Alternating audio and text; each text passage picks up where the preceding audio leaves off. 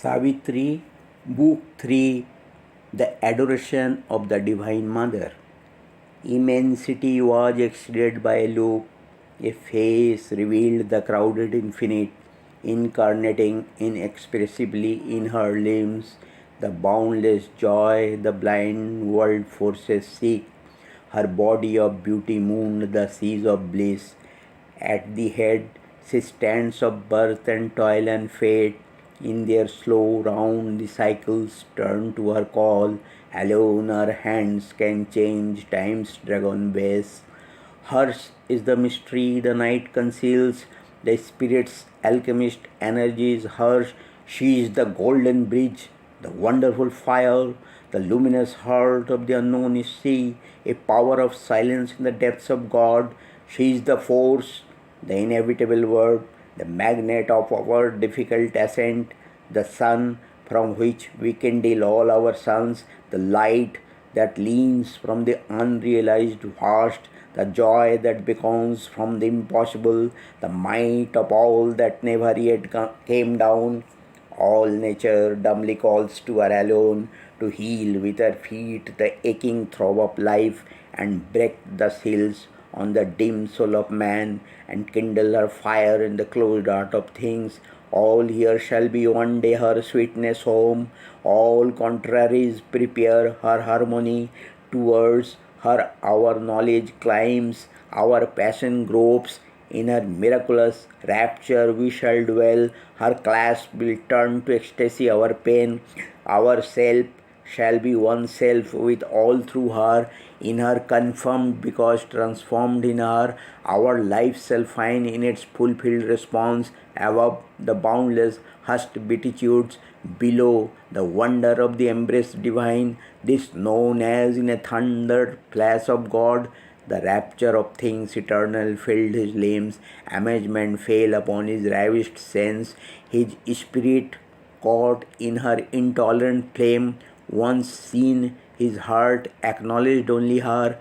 Only a hunger of infinite bliss was left. All aims in her were lost, then found in her. His base was gathered into one pointy spire.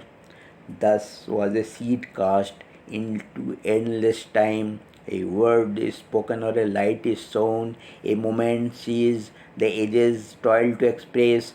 So flashing out of the timeless leaped the worlds. An eternal instant is the cause of the years. All he had done was to prepare a field. His small beginnings asked for a mighty end.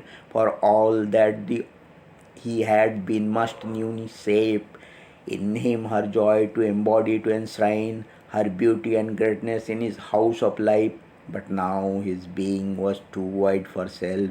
His heart's demand had grown immeasurable. His single freedom could not satisfy her light, her bliss. He asked for earth and man, but vain are human power and human love to break earth's seal of ignorance and death. His nature's might seemed now an infant's grasp. Heaven is too high for outstretched hands to seize. This light comes not by struggle or by thought. In the mind silence the transcendent acts, and the hushed heart hears the unuttered word.